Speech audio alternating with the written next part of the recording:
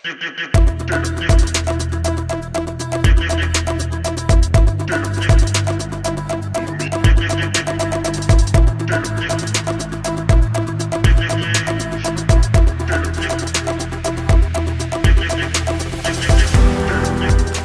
என்னைக்கும் நினைச்சு கூட பார்த்ததில்ல.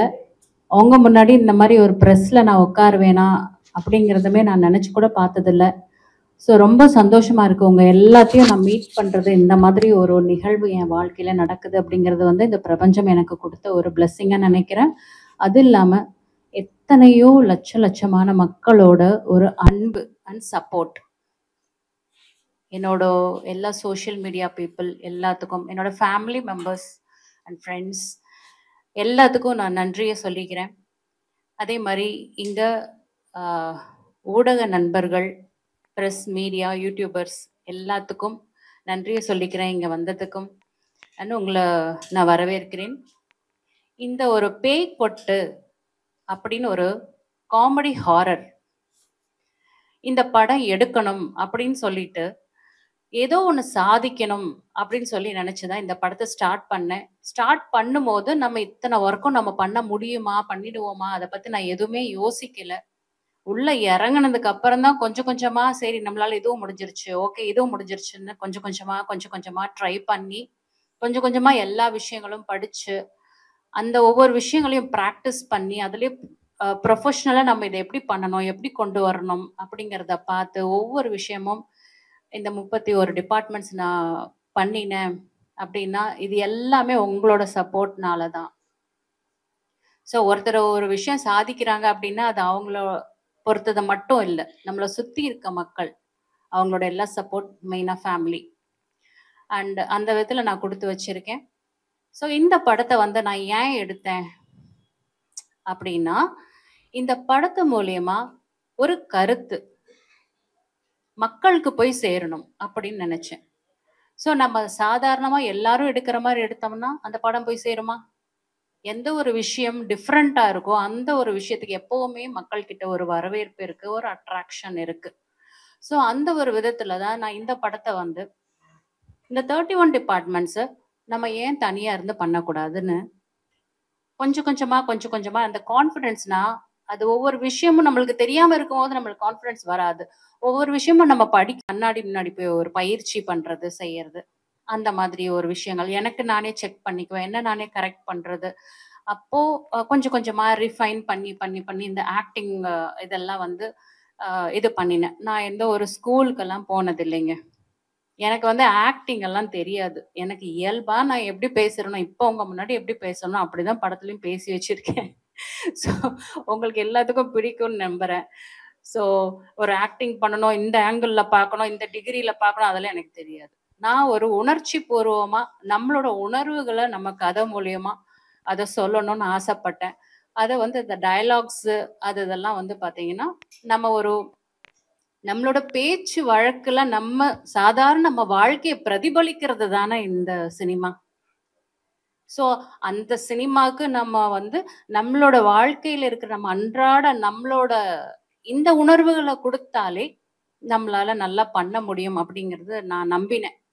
ஸோ அது இல்லாம ஒவ்வொரு விஷயமும் பண்ணும்போது பார்த்தீங்கன்னா நிறைய சேலஞ்சஸ், நிறைய இடத்துல போய் ஸ்டக் ஆயிருவேன். அப்போ என்ன இதை எப்படி கத்துக்கலாம், என்ன பண்ணலாம் அப்படின்னும் போது நிறைய வந்து கூகுள் சர்ச் பண்றது, யூடியூப் சர்ச் பண்ணி அதெல்லாம் படிச்சுக்கிறது ஒவ்வொரு விஷயமும். அப்படிதான் வந்து பார்த்தீங்கன்னா இந்த எடிட்டிங்கு அதெல்லாம் வந்து பார்த்தீங்கன்னா பேசிக் லெவல்லேருந்து ஒரு ப்ரொஃபிஷியன்சி லெவலுக்கெல்லாம் வந்து ரீச் ஆகிறதுக்கு அவ்வளோ ஹார்ட் ஒர்க் பண்ணினேன். ஸோ இது வந்து நாம அடிச்சு சொல்லுவேன், சாதாரணமா வந்து இந்த விஷயத்தை யாராலையும் பண்ண முடியாது. ஏன்னா நிறைய மக்கள் இதை வந்து பண்ணிக்கிட்டு வந்திருக்கீங்க. நம்ம மனக்கண்ல ஒரு படம் ஃபர்ஸ்ட் தெரியுது, அதுதான் ஸ்டோரி. அது ஒரு டைரக்டரா இருக்கட்டும், ஒரு கேமராமேனா இருக்கட்டும், அவங்களுக்குள்ளார ஒரு விஷன் இருக்கும், ஒரு ஸ்டோரி ரைட்டரா இருக்கட்டும். அப்போ அந்த மனக்கண்ல இருக்க படத்தை நம்ம தியேட்டர்ல போய் பார்க்குறோம். ஆனா இதுக்கு இடைப்பட்ட காலத்துல எத்தனை பேத்தோட உழைப்பு, அந்த எத்தனை பேரு அது வாழ்வாதாரமா இந்த சினிமாவை நம்பி இருக்காங்க, எத்தனை பேத்தோட வாழ்க்கைக்கு இது வந்து ஒரு அர்த்தம் கொடுக்குது, எத்தனை பேத்தோட ஆசைகளை நிறைவேற்றுது, ஃபைனான்சியலாவும் சரி, நம்மளோட ஒரு மைண்ட் பேஷனுக்காக நம்ம பண்ணாலும் சரி. ஸோ இந்த சினிமாங்கிறது வந்து ரொம்ப ஒரு இன்றியமையாத ஒரு விஷயம். நம்ம வாழ்க்கையோட ஒரு ஒத்துப்போன ஒரு விஷயம். நம்ம அத வந்து நம்மளோட வாழ்க்கையிலேருந்து பிரிச்சு எடுக்கவே முடியாது. எங்க போனாலும் நம்ம ஒரு பாட்டு கேட்கிறோம். எங்க போனாலும் ஒரு மிமிஸ், ஒரு காமெடி, ஒரு என்ன சொல்றது? ஒரு சென்டிமென்ட் சீன் எல்லாமே நம்மளுக்கு ரிலேட் ஆகுதே! அப்ப சினிமா வேற, நாம வேற இல்ல. அதனால இது ஆக்டிங் போய் படிச்செல்லாம் நான் பண்ண மாட்டேன். நான் எப்படி இருக்கேன்? நான் எப்படி பேசுறேன்? அப்படி நம்ம உணர்வுகள் நம்ம சிரிக்கிறோம், அழுவுறோம் இல்லைங்களா? நம்மளோட சென்டிமெண்ட்ஸ் நம்ம எப்படி எப்படிலாம் நம்ம சொல்றோம். லைஃப்ல நம்ம எப்படி வாழ்றோம். அத அப்படியே நம்ம படமாக்குவோம். நம்மளோட கருத்துக்கள சொல்லுவோம். மக்கள்கிட்ட கண்டிப்பா நம்மளுக்கும் ஒரு வரவேற்பு இருக்கும். அப்படி நான் நம்பி தான் இந்த ஒரு விஷயத்த நான் பண்ணினேன். எந்த ஸ்கூலுக்கு நான் போகல, காலேஜுக்கு போகல. ஐ மீன் இந்த ஃபிலிம் ஸ்கூலுக்கு சொல்றேன் நானு. யார்கிட்டயும் அசிஸ்டன்ட் அந்த மாரி எங்கேயும் நான் பண்ணல. எனக்கு தெரிஞ்ச விஷயங்கள பண்ணியிருக்கேன். ஆனா எந்த விஷயத்துலயுமே காம்ப்ரமைஸ் பண்ற மாதிரி குவாலிட்டில எப்பவுமே நான் காம்ப்ரமைஸ் பண்ணவே மாட்டேன். இந்த விஷயத்திலயும் நான் வந்து பண்ணலன்னு நான் நம்புறேன். ஸோ அத நீங்க தான் சொல்லணும். ஸோ உங்களுக்கு எல்லாத்துக்கும் பிடிக்கும் அப்படின்னு நான் நம்புறேன். ம். இல்ல 24 கிராஃப்ட்டுக்கும் வந்து ஒரே பெர்சன் போய் சங்கத்துல வந்து மெம்பரா இருக்க முடியாது. ஒவ்வொருத்தரும் ஒவ்வொரு டிபார்ட்மெண்ட்ல இப்போ ஒரு டைரக்டரா இருப்பாங்க, ஒரு ப்ரொடியூசரா இருப்பாங்க, ஒரு கார்டு எடுப்பாங்க. பட் நம்ம சாதனை அப்படின்னு சொல்லி பண்ணும்போது பார்த்தீங்கன்னா, அத்தனைக்கும் நம்ம கார்டு எடுக்க முடியாது. ஸோ நான் இப்ப வந்து பண்ணியிருக்கிறது வந்து இட் இஸ் கிராசிங் 24. அந்த 31 டிபார்ட்மெண்ட் வந்து பார்த்தீங்கன்னாக்கா, we cannot go in that way. That is what I feel. So இது வந்து ஒரு புதுமையான முயற்சி. அது இல்லாம எல்லா மக்களுக்கும் போய் சேரணும்னா ஒரு டிஃபரெண்ட்டா சொல்லணும். அது வந்து ஒரு காமெடி மூலியமா சொல்லணும். அப்படின்னு நான் வந்து ஆசைப்பட்டு தான் இவங்க தீபா சங்கர் மேடம் அவங்களெல்லாம் வந்து இந்த படத்துல போட்டது. ரொம்ப அருமையா நடிச்சு குடுத்தாங்க. ஸ்ரீஜா ரவி அம்மாவும் அருமையா பண்ணாங்க. சாந்தி ஆனந்த்ராஜ் எல்லாம் அவ்ளோ அழகா வந்து டயலாக்ஸ்லாம் சொன்னாங்க. ஸோ நெறைய சுவாரஸ்யமான விஷயங்கள் எல்லாமே நடந்தது. ஒவ்வொரு இதுலயுமே பார்த்தா காமெடி தான் இதுல நெறைய நான் கேட்ச் அப் பண்ணியிருக்கேன் இந்த படத்துல. ஹாரர்னாலே உங்களுக்கு comedy and horror it is like 2 கண்கள் மாரி. ஒண்ணு இல்லாம ஒண்ணு இருந்ததுன்னா அது யூனோ ஹிட் ஆகாது. ஸோ அதுதான் நான் நம்பினேன். ஸோ அப்படி இருக்கும்போது ஒவ்வொரு செட்லயுமே பார்த்தீங்கன்னா, அவ்ளோ காமெடியா தான் போகும். ஒரு நம்ம ஒரு செட்டுக்கு போறோம், போர் அடிக்குது, என்ன கொஞ்சம் டைம் டிராக் ஆகுது, அந்த மாரி எதுவுமே இல்ல. எல்லாருமே சிரிச்சு, சிரிச்சு, சிரிச்சு தான் ஒவ்வொருத்தருக்கும் ஒவ்வொரு ஐடியா தோணும், செய்யும். இப்ப தீபா சங்கர் மேடம்லாம் வந்து பார்த்தீங்கன்னா, நான் வந்து ஒரு கோயம்புத்தூர் ஸ்லாங்ல ஒரு டிஃபரெண்ட்டா வந்து அவங்களுக்கு டயலாக்ஸ் குடுத்திருந்தேன். அவங்க அத படிச்சு பார்த்தாங்க.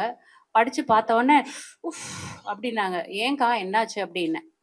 "ஐயோ! பாப்பா, எனக்கு இதெல்லாம் ஒண்ணுமே மண்டையில ஏறல. எனக்கு இந்த ஸ்லாங்லாம் என்னால பேசவே முடியாது. நான் என் போக்குல பேசிக்கிறேன். என்ன என்ன மாரி பேச விடுவியா?" அப்படின்னாங்க.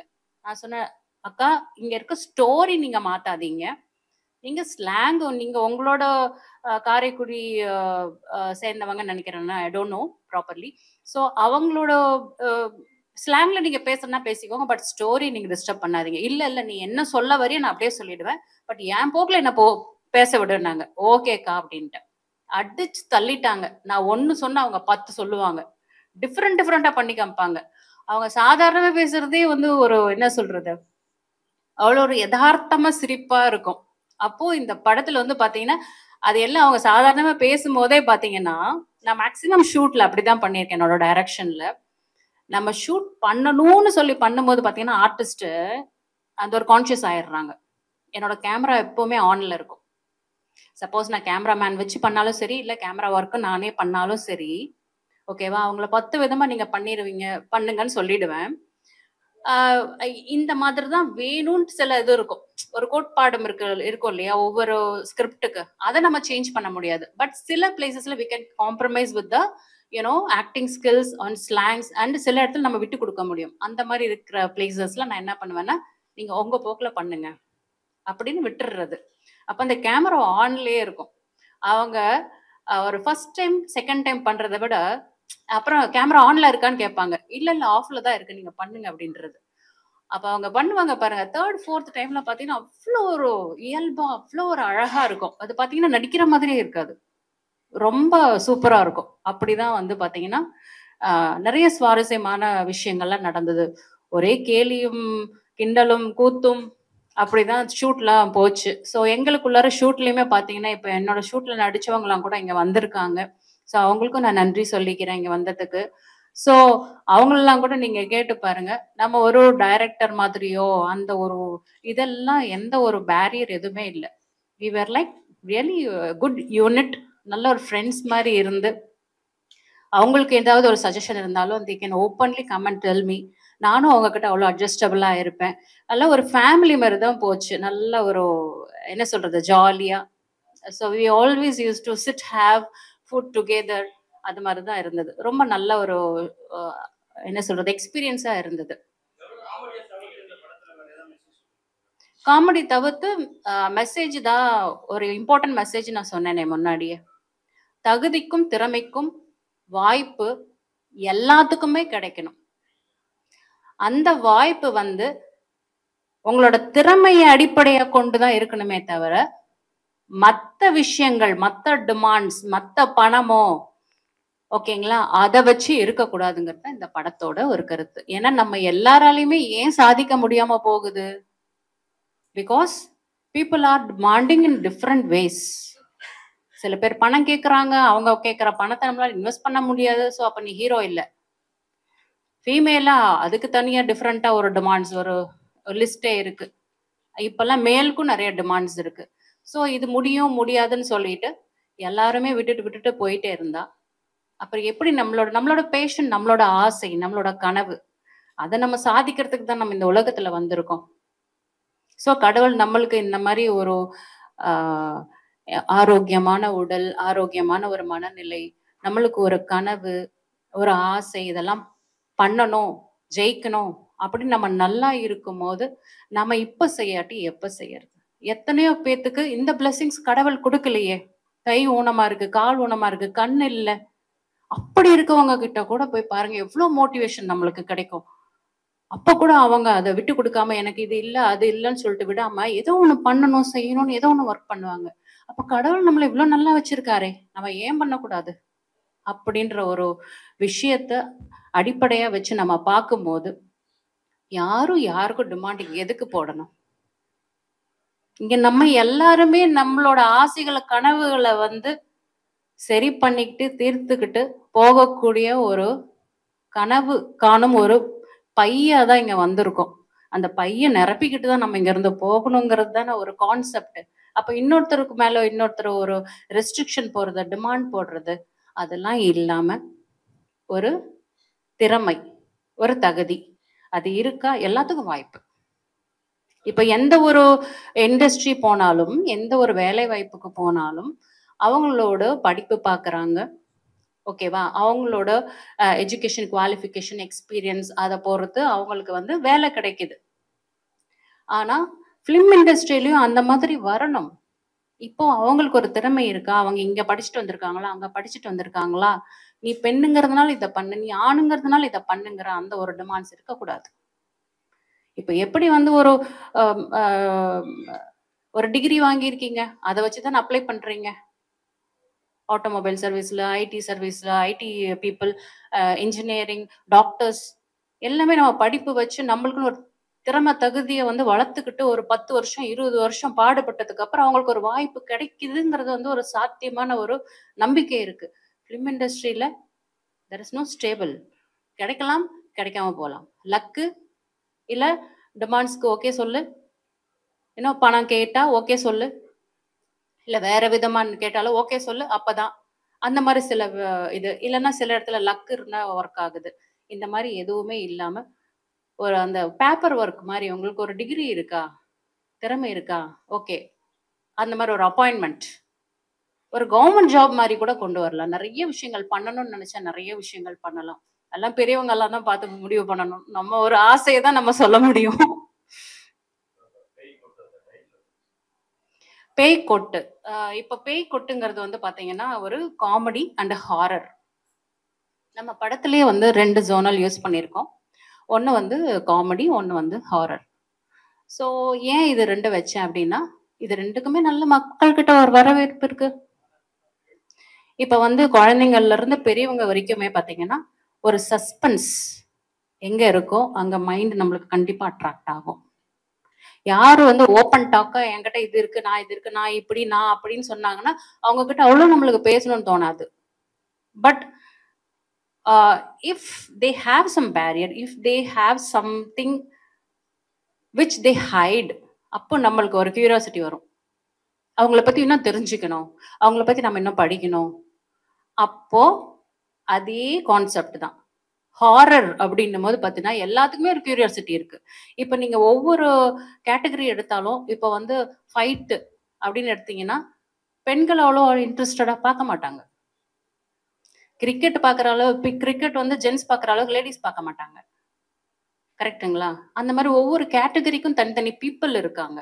பட் ஹாரருக்கு it's it's a category for all people. எல்லாருக்குமே அந்த ஒரு அட்ராக்ஷன் இருக்கு. Because there is a suspense. கண்டிப்பா தெரிஞ்சிருக்கும் அந்த பேய்க்கு ஏதோ ஒன்று ஆயிருக்கு, செத்து போயிருக்குன்னு தெரியும். ஆனா என்ன காரணம்? ஸோ அதனால அந்த பேய் கொட்டுங்கிறது வந்து பாத்தீங்கன்னாக்க there is always a attraction for comedy also. Comedy அப்படிங்கிறது பார்த்தீங்கன்னா நம்மளோட வாழ்க்கையில நம்ம இன்றியமையாத நம்மளோட ஒரு இமோஷன். நம்ம எத்தனையோ இமோஷன், நம்ம கிட்ட 9 இமோஷன்ஸ் இருக்கு. நவரசங்கள் நிறைந்ததுதான் ஒரு மனுஷன் அப்படின்னு பார்க்கும்போது பார்த்தீங்கன்னா காமெடி தான் ஹையஸ்ட் வைப்ரேஷன். காமெடி வந்து சிரிக்கும் போது உங்களுக்கு பார்த்தா நோய் கூட குணமாகும். நம்ம எல்லாரும் சந்தோஷமா இருக்கணும் தானே தேட்டருக்கு வரோம். அழுவுன்னு யாரும் தேட்டருக்கு வரலையே. என்டர்டெயின்மெண்ட் வேணும் தேட்டருக்கு வரும். ஸோ அந்த காமெடி கொடுக்கணும். So comedy is also a attraction for சில்ட்ரன்ல இருந்து பெரியவங்க வரைக்கும் எல்லாத்துக்குமே இட்ஸ் அ கிரேட் அட்ராக்ஷன். அதனால காமெடி. அப்போ கொட்டுதுங்கிறது இட்ஸ் காமெடி வேர்டு. ஸோ அதை நம்ம கொட்டுது, இவன் என்ன கொட்டிட்டா, இவன் என்ன அடிச்சிட்டான்னா நம்மளுக்கு சிரிப்பு, கொட்டிட்டான்னா கண்டிப்பா சிரிப்பு வரும்ல. So in that way I fixed up these 2 words like பேய், கொட்டு. ஏன்னா இந்த படத்துல வந்து காமெடி எப்படின்னா இந்த பேய் வந்து கொட்டுற மாதிரி இருக்கும், தப்பு செய்யறவங்கள கொட்டுற மாதிரி வரும். ஆனா இது ஒரு காமெடியான வேலை சொல்லியிருக்கேன். அந்த படத்தை பார்க்கும்போது அவங்களுக்கு தெரியும் ஏன் அந்த பேய் கொட்டுதுன்னு. ஒரு பாட்டு, அந்த பாட்டு பாடினா அந்த பேய் கொட்டும். அந்த ட்ரெய்லர் பார்த்தீங்கன்னா உங்களுக்கு புரியும். ஸோ தீபா சங்கர் அக்கா அவங்க வருவாங்க, அவங்க அந்த பாட்டு வந்து பாடுவாங்க, அவங்களுக்கு கொட்டும். அம்மா வீட்டில் இருப்பாங்க, அவங்க பாடுவாங்க, அவங்களுக்கு கொட்டும். இந்த 2 ரோல் சொன்னேன் இல்லையா, அதில் ப்ரெஸ்ஸில் ஒரு பொண்ணு இருப்பா, இன்னொன்று வந்து மியூசிஷியனாக ஒரு பொண்ணு இருப்பா. ஸோ அந்த ப்ரெஸ் பொண்ணு தான் இதை வந்து டிடெக்டிவ் கண்டுபிடிக்கிற மாதிரி வருவா. அந்த பொண்ணு இந்த பாட்டு பாடினா அவளுக்கும் கொட்டு விழும். கடைசியில எல்லாரும் இந்த பாட்டு பாடினா கொட்டு விழுதுன்னு சொல்றாங்களே, கடைசியில எல்லா நியூஸ்ல எல்லாத்துக்குமே போயிடும், எல்லாத்துக்குமே அந்த மாதிரி கொட்டு விழுது அந்த பாட்டு பாடினா. அதனால ஸ்பெசிஃபிக்கா அந்த பாட்டு பாடினா கொட்டு விழுது, இப்படி என்ன அதுக்குள்ள ஒரு புது விஷயம் இருக்கு அப்படின்னு ஒரு கியூரியாசிட்டி. இப்போ அந்த பாட்டு பாடினா கொட்டு விழுது, ஏன் கொட்டு விழுது? அப்ப அந்த ட்ரெய்லர் பார்க்கும் போதே நம்மளுக்கு ஒரு கியூரியாசிட்டி வரும். சரி இது நம்ம என்னன்னு போய் பார்ப்போம். பாட்டு பாடினா எங்க போய் ஒரு கொட்டு விழுமோ, அது பேய் வந்து கொட்டுமா? வை? ஸோ அந்த படத்தை பார்த்தா தான் தெரியும். ஸோ அப்படி வரும்போது ஒரு சஸ்பென்ஸ், இதுல ஒரு சஸ்பென்ஸ். அப்போ நம்ம அங்க அந்த இது ஷூட் பண்ணும்போது எங்களுக்கு அவ்வளோ சிரிப்பு வந்தது. ஒவ்வொரு விஷயமே பார்த்தீங்கன்னா இது காமெடி வச்சு வச்சு தான் நம்ம பண்ணும்போது ஒரு நல்லா இருந்தது. ஸோ நம்ம எந்த ஒரு விஷயத்த நம்ம எப்படி அனுபவிக்கிறோம் அதை கிரியேஷன் பண்ணும்போது அதே ஃபீல் தான் மக்களுக்கு வரும். நம்மளை பத்தி என்ன நினைக்கிறோம் அதுதான் அடுத்தவங்க நம்மளை பத்தி நினைப்பாங்க. இது பேசிக் கான்செப்ட் எல்லாத்துக்குமே தெரியும் இல்லையா? ஸோ அந்த ஷூட் எடுக்கும்போது நாங்க எப்படி என்ஜாய் பண்ணோம், என்ஜாய் பண்றது ஜஸ்ட் எல்லாரும் பார்ட்டி வச்சுட்டு என்ஜாய் பண்றது, சாப்பிட்றது அப்படி இல்லை. அந்த ஷூட்ல அந்த எடுக்கும் போது அந்த பரிமாணத்தை நாங்க ஒரு பேப்பர்ல இருக்க பரிமாணத்தை நாங்க வந்து ஒரு விஷுவலா கொண்டு வர அந்த ஒரு ஸ்ட்ரகிள் இருக்குல்ல, அந்த இதுல நாங்க எப்படி ஃபீல் பண்ணோம்.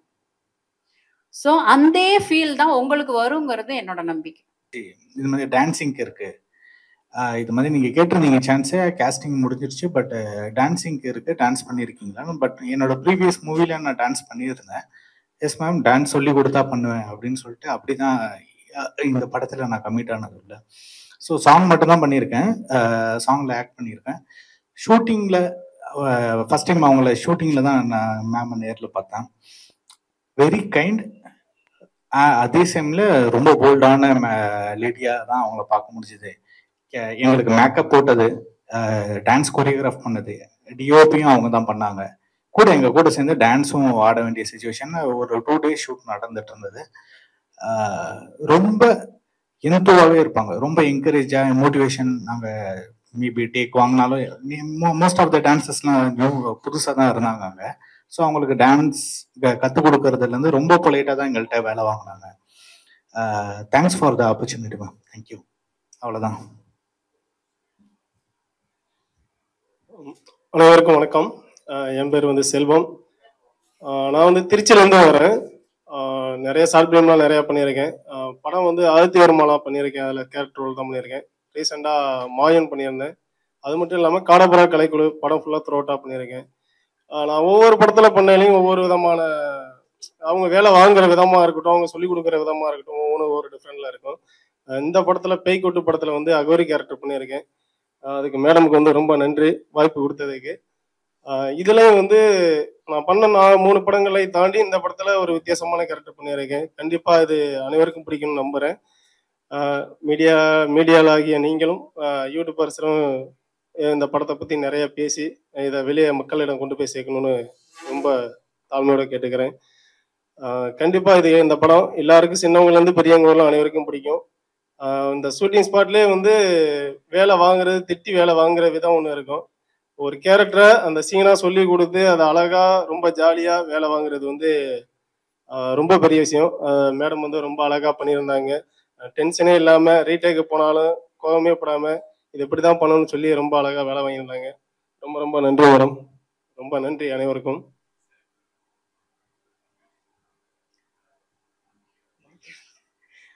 மேடையே ஏறினது இல்லை, அதனால இப்போ கொஞ்சம் பதட்டமா இருக்கு. நான் வாய்ப்பு தேடின்னு இருந்தேன், அப்போ எனக்கு எதுவும் கிடைக்கல. அப்போ இவங்க தான் மேடம் தான் ஃபஸ்ட்டு சொல்லியிருந்தேன். அவங்க மேடம்லாம் எனக்கு கூப்பிடாத, அக்கான்னு தான் கூப்பிடு அப்படின்னு சொல்லி அவங்க தான் எனக்கு வாய்ப்பு கொடுத்தாங்க. ரொம்ப நன்றிக்கா. ஆக்சுவலாக நான் சொல்லியிருந்தேன் இல்லையா, யார் வந்து இதே ஃபிலிம் இண்டஸ்ட்ரியில் அண்டர்கோ பண்ணிட்டு இருக்கோம் அந்த பிரச்சனைகளை, அவங்க இந்த படத்தில் நடிச்சாக்க அது தத்ரூபமா இருக்கும், அது நடிப்பா இருக்காது, ஒரு இயல்பா வரும்னு அப்படி தேர்ந்தெடுத்தவங்க தான் இவங்க. இந்த படத்துல இன்னும் பெரிய பெரிய ஆர்டிஸ்ட்லாம் நடிச்சிருக்காங்க. அவங்களாம் கொஞ்சம் கொஞ்சம் பிஸி, அதனால இப்போ வர முடியாத சுச்சுவேஷன். கண்டிப்பாக ஆடியோ ஃபங்க்ஷனுக்கு கூப்பிட்டுருவோம். பட் இந்த மாதிரி பீப்புளெலாம் வந்து பார்த்தீங்கன்னா they are already undergoing. So என்னோட படத்தோட அந்த ஸ்கிரிப்டுக்கு வந்து ரெசனேட் ஆச்சு. இவர் வந்து ஆஃபீஸ் பாயாக ஒர்க் பண்ணிட்டு இருந்தாரு. ஸோ அவரோட கஷ்டங்கள்லாம் அவர் என்கிட்ட சொன்னார். ஸோ அந்த கஷ்டம் அவர் இனிமே வந்து படக்கூடாது, அவருக்கு ஒரு லைஃப்ல இனிமே வந்து இது ஒரு லைஃப் சேஞ்சிங்காக இருக்கணும் அப்படிங்கிறதுக்காக இந்த தம்பிக்கு வந்து நான் வாய்ப்பு கொடுத்தேன். ஏன்னா என் படத்துல அந்த ஒரு ரோல் இருந்தது, அந்த மாதிரி அண்டர்கோ பண்ணக்கூடிய ஒரு ஆஃபீஸ் பாய் மாதிரி ஒரு ரோல் இருந்தது.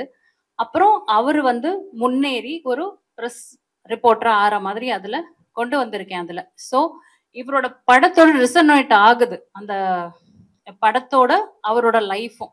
ஸோ அந்த மாதிரி ஒரு தம்பிக்கு வந்து வாய்ப்பு கொடுத்ததுல எனக்கும் ரொம்ப சந்தோஷம். ஸோ இந்த மாதிரி ஒரு ப்ரெஸ் மீட்ல அந்த தம்பிக்கும் இப்போ ஒரு வாய்ப்பு கிடைச்சிருக்கு அப்படின்னு நினைச்சு நான் பிரபஞ்சத்துக்கு நான் நன்றி சொல்றேன். இனிமே இவங்களோட லைஃப்பும் நல்ல ஒரு நிலைமைக்கு வரும் அப்படின்னு நான் நம்புறேன். அதே மாதிரி இவரும் ரொம்ப நல்லா பண்ணியிருந்தாரு, வெளியூர்ல இருந்து வந்து பண்ணியிருந்தாரு. ஸோ இங்க இருக்கவங்களே பார்த்தீங்கன்னாக்கா இங்க போகணும் அங்கே போகணும்னு சொல்லிட்டு சில பேர்லாம் சில ஷூட்ஸ் எல்லாம் வந்து அரிபறி கொடுப்பாங்க. எந்த ப்ரெஷர் டென்ஷனுமே இல்லை. 2 நாள் 3 நாள் 4 நாள்னாலும் சரி தங்கி இருந்து நீட்டா அழகா பொறுமையா அழகா நடிச்சு கொடுத்தாரு. எந்தெந்த எக்ஸ்பிரஷன் எப்படி வேணும், எத்தனை டேக் சொன்னாலும் சரி, எத்தனை இது பண்ணாலும் சரி, அதை முகம் சொல்லிக்காம அந்த ஒரு அழகா எல்லாம் பண்ணி கொடுத்தாங்க. ஸோ அவங்களுக்கு எல்லாத்துக்குமே இவரையும் வந்து ஃபேஸ்புக்ல தான் நான் பார்த்தேன். ஒரு நல்ல ஒரு அருமையான ஒரு டயலாக் இப்ப ஞாபகம் இருக்கா, சொல்ல முடியுமா? அருமையான ஒரு டயலாக், அதை பார்த்து ரொம்ப இம்ப்ரெஸ் ஆனேன் நான். அப்புறம் இவருக்கு நான் அந்த வாய்ப்பு கொடுத்தேன். ஏதோ ஒரு படத்தோட டயலாக், அந்த அந்த இங்கிலீஷ் தெரியாத கிட்ட வந்து தமிழ் பேசலாமா அப்படிங்கிற மாதிரி சம்திங். அது என்ன பேய் படம்?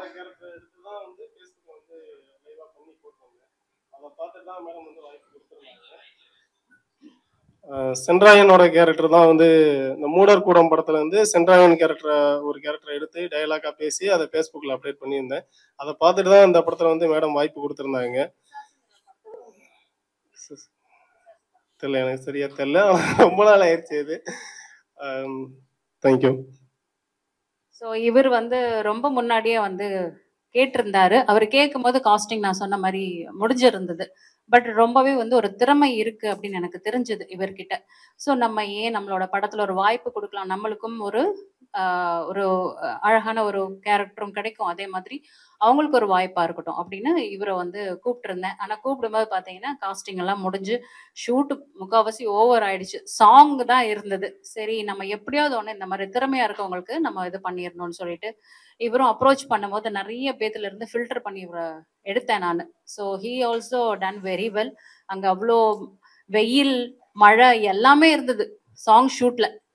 எவ்வளவோ நாங்க வந்து பார்த்ததுக்கு மேலேயே எங்களுக்கு வந்து சேலஞ்சஸ் இருந்தது. இப்படி ஆரம்பிச்சு இப்படிதான் போகும்ன்னு பார்த்தா, அது இப்படி போகும்.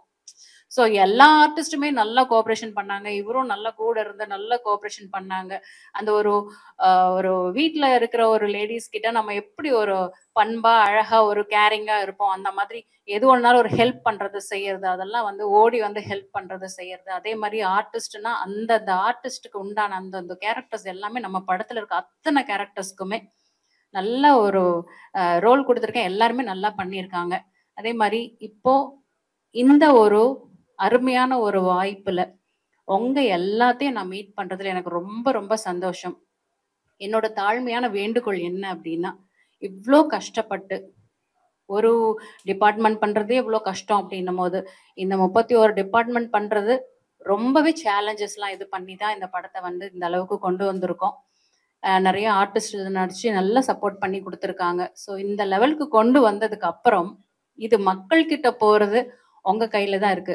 ஸோ என்னோட தாழ்மையான வேண்டுகோள், நீங்க தான் இத வந்து நல்ல விதமா கொண்டு போய் மக்கள் கிட்ட சேர்த்தணும். மக்கள் எல்லாருமே இத வந்து இப்பவுமே நல்லா சப்போர்ட் பண்ணிட்டு இருக்காங்க. நீங்களும் நல்லா சப்போர்ட் பண்ணிட்டு இருக்கீங்க.